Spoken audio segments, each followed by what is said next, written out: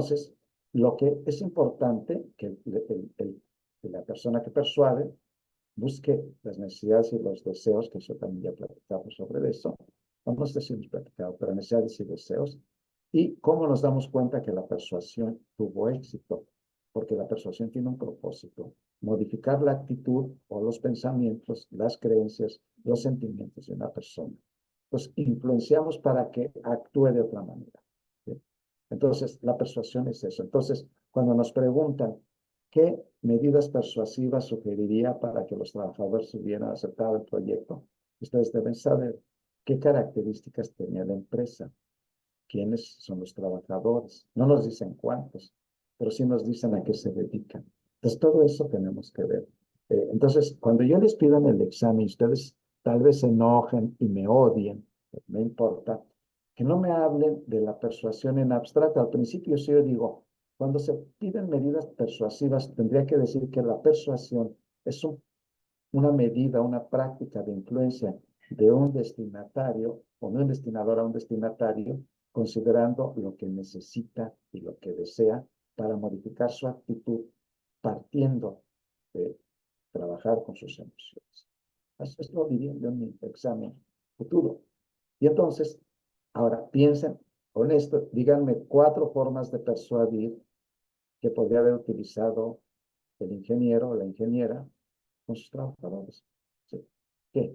¿Cómo le harían? Entonces nos preguntamos, ¿qué necesidades y deseos tendrían los trabajadores? Entonces yo cómo los persuado, tocando las necesidades y los deseos.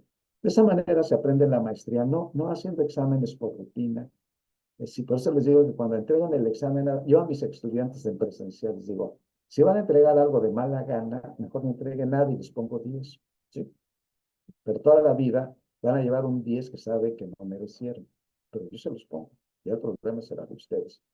Bueno, entonces en la negociación tenemos esto, ¿no? Para dar los elementos que faltan de su examen. Ya hablamos de la parte A y la parte B. Entonces, imaginémonos que nosotros tenemos una parte A o una parte B donde uno intercambia un servicio, por ejemplo, de tarjetas de crédito o de financiamientos para vivienda o lo que sea. Vamos a pensarlo, pero también podría ser en la negociación un producto que yo vendo en el mercado y la persona me dice, oiga, está muy caro, ¿no? ¿Cuánto me lo puede rebajar? ¿No? Y llevo 2. Esa es ya parte de la negociación. A propósito, hay una película muy buena que se llama La vida de Brian. Está en YouTube, creo. La pusieron un tiempo en Netflix. Es muy buena, porque es de chiste, de risa. Es una especie como de parodia, pero es buena, ¿no? Ok. Entonces, cuando nosotros tenemos un conflicto de intercambio, es como la búsqueda de un acuerdo, como decía los compañeros, la búsqueda de acuerdo en tasa de cambio, por eso, ¿no? Yo te doy esto y tú me das esto. Es como los niños cuando me preguntan, o mis hijos me preguntaron, ¿no? Papi, ¿por qué le damos dinero a la de la tienda? Le digo, porque a cambio nos dio leche. Entonces, nosotros tenemos que ir pensando que estos individuos, grupos o comunidad establecen una negociación. Entonces, podríamos encontrar lo siguiente. Hay acuerdos distributivos. Acuérdense lo que la pregunta número 1, ¿no? Los acuerdos distributivos es ganar o perder a expensas del otro. Hay un ganador y un perdedor. O sea, no pueden ganar los dos. Es cuando hay un acuerdo distributivo, ¿no? ¿Okay? La otra es unos acuerdos integradores. El acuerdo integrador es cuando hay posibilidad de que varios acuerdos con la meta compartida de ganar, ganar. ¿Sí? Entonces, en ese preciso momento, tenemos la posibilidad de un acuerdo integrado. Arriba, ese es el precio justo y no puedo moverlo porque ya está fijado por la empresa. Ese es lo que tiene que pagar. Y los acuerdos integradores sería, bueno, yo le doy mi kilo de naranjas, le doy menos, pero lleve a que sea unos platanitos también de aquí del puesto. O sea, eso es la otra posibilidad, ¿no? Bueno, entonces, la pregunta con la ingeniera es, ¿su acuerdo negociado de dar más tiempo en el ejercicio del proyecto fue distributivo o fue integrado?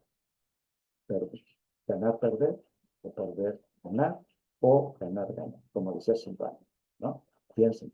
Entonces, disculpen, voy a regresar, porque me quedan unos minutos, pero yo no quiero que se distraigan, para que vean esto, ¿no? La pregunta, ¿no? ¿Qué es la pregunta, no? Aquí, dice aquí, eh, argumenta 4 acciones persuasivas que de haber aplicado el ingeniero Alfaro con sus colaboradores, se hubiera logrado el proyecto completamente. ¿Cómo contestaría yo? Pues primero diciendo que es la persuasión. Pues yo diría, a ver, ¿qué medida aplicaría que atendiera necesidades y deseos de los trabajadores y al mismo tiempo tocara sus emociones, sus estados de ánimo, sus sentimientos, para ejercer una influencia y que cambiaran de actitud y que dijeran, sí, sí podemos? 4 cosas. Pero hay que argumentar. No, no, no. Lo que me molesta también es que a veces nada más copian de los textos y los pegan, ¿eh? O sea, no, siempre hay que pensar en el caso concreto, nada de definiciones, nada más toda la respuesta de la pregunta 3 con lo que dicen los textos o lo que ustedes han leído. No, sí está bien leer, pero lo que hay que hacer es, ¿y cómo lo aplico en este caso concreto? Hay que tener el concepto, por eso al principio, si me piden 4 acciones persuasivas, yo digo, ¿qué es la persuasión?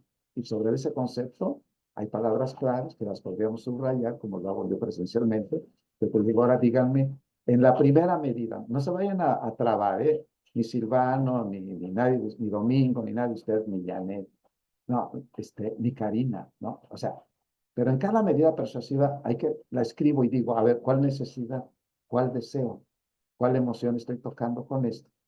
¿Y cómo quiero cambiar el comportamiento con esto? Pero hay que hacerlo. Entonces dicen, ay, qué enfado. Ah, pues no lo hagan. Pero esta es una respuesta que nos enseña a pensar y aplicar el conocimiento en el terreno práctico. Luego, a ver, ¿qué acciones le aconsejarías a la ingeniera Marta para el logro de la meta en el tiempo que ella estableció? Y acá en la pregunta anterior nos dicen, en el caso de Marta describe qué tipo de dimensión se presentó cuando sus colaboradores le solicitaron mayor tiempo para afinar sus actividades pendientes. A ver, ¿qué? Es de resultados funcionales, distributiva, de resultados disfuncionales o integradora. Entonces nosotros tenemos que pensar 2 respuestas sobre el tema. ¿Es distributiva? Uno gana y otro pierde. ¿O es integradora? Todos ganamos. Y si fuera integradora, ¿qué gana cada parte? Eso no lo van a poner ahí. Y si fuera distributiva, ¿qué pierde y qué gana?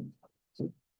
Y entonces, puede haber distributiva funcional y distributiva disfuncional. Puede haber integradora funcional y distributiva e integradora disfuncional. Lo que quiero que consideren es que las 2 palabras claves, y yo les ayudo en eso, es distributiva e integradora. No le vayan a poner de resultados funcionales o funcionales, porque esos están subordinados a lo distributivo de la integración. Ahí se los dejo a ustedes me ayuden a resolver. Y termino en los pocos minutos que me quedan, pero que les sirva esto que estamos planteando. Okay. Hay una negociación distributiva, entonces, donde el punto objetivo máximo de A es dar el kilo o el producto que tiene en el bazar. Lo máximo que le puedo sacar son 500 pesos, ¿no? Por un pantalón, un sofá, o lo que sea, ¿no? Y entonces, tengo pensado también cuál sería el nivel de acuerdo. Si no puedo obtener A, puedo obtener ahí. Y la siguiente pregunta es, ¿cuál es el punto mínimo de resistencia de A? O sea, más o menos es así. ¿Cuánto, ¿Cuánto me gustaría obtener si fuera lo ideal? 500 pesos. ¿Cuánto no aceptaría que me dieran 200 pesos? Entonces, el rango de acuerdo es darlo en 250, 300 pesos. Entonces decimos, no, no le puedo rebajar. Ya después de media hora le decimos, bueno, lo dejo en 400. Y el otro dice, ya se dio. Dice, no, yo le doy 200. Entonces dice, bueno, ni usted ni yo, 350. Y otro dice, 300. Entonces dice, ok, pues ahí están los rangos. Entonces, cuando hacemos una negociación distributiva, sí, yo no estoy siempre ganando con el punto máximo, pero también tampoco quiero perder con el punto mínimo. ¿Sí? Entonces, Lo que nosotros tenemos que hacer es buscar este recurso. Aquí dice, bueno, estaba viendo el chavo, se habían escrito ahora. Entonces aquí tenemos el otro aspecto, ¿no? Que sería este. Si nosotros tenemos el punto objetivo máximo de D, es 300, el punto rango de acuerdo es 250, y el punto mínimo de resistencia sería, lo que menos debo pagar son 500. Entonces, como que verán que está al revés. Yo quiero 500 y él perdería si tengo que pagar 500. Entonces, este juego entre punto máximo y punto mínimo de rango de acuerdo es el que se presenta en la negociación distributiva. Entonces, a ver, entonces me pregunto yo, ¿no? En el caso de la primera pregunta, se presentó esto de la ingeniera Marta. O sea, entonces, eh, veremos en su respuesta, ¿no? Entonces, ¿cómo sería la negociación integradora? Entonces, para que podamos reforzar lo que estamos haciendo, ¿no? Entonces, la negociación integradora, tenemos que considerar que hay una parte A y una parte B, que puede ser un individuo, un grupo, una institución, una colectividad o lo que sea, ¿no? En esta parte integradora, que las partes estén abiertas respecto de la información y actúen de buena voluntad ante sus preocupaciones. O sea, hay un aspecto importante en una negociación integradora, que A y B estén abiertas a que me digan cuánto quiere, a cambio de qué, etcétera, ¿no? Y que hay una actuación de buena voluntad, pero también que ambas partes tengan sensibilidad ante las necesidades de la otra parte. Si una parte dice, le cuesta 500 y si no tiene o no quiere, pues muchas gracias, no puedo dárselo a menos, aunque se lo pueda dar a menos. Eso es igual que en una negociación salarial en una empresa, ¿no? Cuando los líderes sindicales negocian los sueldos de los trabajadores, ¿no? O los patrones y el sector del gobierno y los representantes de los trabajadores negocian el incremento de salario cada año, ¿no? ¿Sí? Entonces, que ambas partes estén dispuestas a mantener la flexibilidad en la negociación.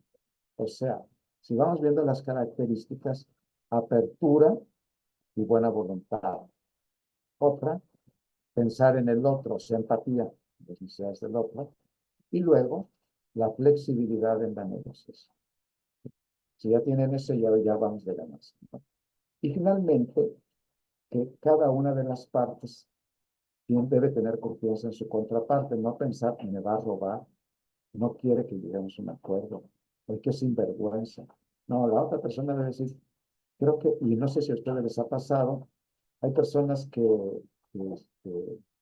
andan en la calle pidiendo dinero y uno voltea a verles la cara y confía, anda un migrante en la calle, por ejemplo, y dice, fíjese que aquí traigo a mis niños, yo soy de El Salvador, o soy de Nicaragua, de Panamá o de Haití. Entonces, nosotros le vemos la cara y no, pues, sí le doy, es migrante y además ¿no? ¿Cuál es la negociación? De que yo le doy dinero y a cambio él me da las gracias y me hace sentir que hizo una obra buena. Entonces, en la negociación, pedir dinero en la calle o cantar una canción en un bus o en un camión tiene que ver con esa postura.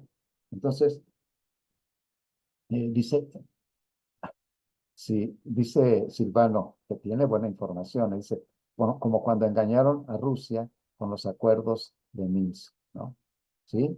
Y podemos encontrar, así como dice Silvano, muchos ejemplos donde nos ven la cara también a nosotros, ¿no? O sea, de verdad, yo les podría platicar 10,000 anécdotas y por eso quiero que ustedes en la vida real, más allá del examen, cada vez que tengan un conflicto y tengan que negociar algo con una novia, una esposa, un hijo, una hija, un patrón o un compañero de trabajo, oye, ¿te puedes quedar en lugar mío porque yo tengo problemas que arreglar, etcétera? Piensen cómo lo van a negociar. ¿Sí? Y entonces encontraremos estas dos negociaciones, ¿no? Y entonces, en el proceso de planeación, digo, de negociación, hay una preparación y planeación, una división de reglas generales, una aclaración y justificación de la propuesta que nosotros tenemos, un tema de acuerdos y solución de problema, un cierre, implementación del acuerdo, y aquí tenemos que considerar que hay diferencias individuales de los negociadores. Por ejemplo, Silvano podría ser que como negocie, tal vez tiene que ver con su personalidad, los estados de ánimo y emociones, con la diferencia de género, o sea que si eres más masculino, más femenino, es una diferencia de sexo y de género, ¿no? Entonces, pensemos que cuando llega una mujer a negociar, por ejemplo, Margaret Thatcher, todas dicen, me la voy a quemar, mujer, comer viva, ¿no? Porque es mujer. Y no, a veces no. O Violeta Chamorro, que fue presidenta de Nicaragua, ¿no? O ahorita la presidenta de Honduras. Entonces, no es. Pues hay que pensar, si es mujer, sí es diferente, pero no es más fácil. Entonces, esto que tenemos aquí es decir, a ver, si yo voy a negociar con una persona, con un colombiano, con un mexicano, con un venezolano, un argentino, por ejemplo, negociar con un argentino es más complicado, ¿sí?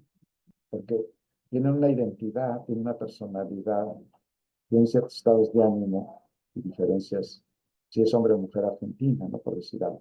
No quiere decir que sean mejores o peores, pero tenemos que conocer cómo son los argentinos en las negociaciones.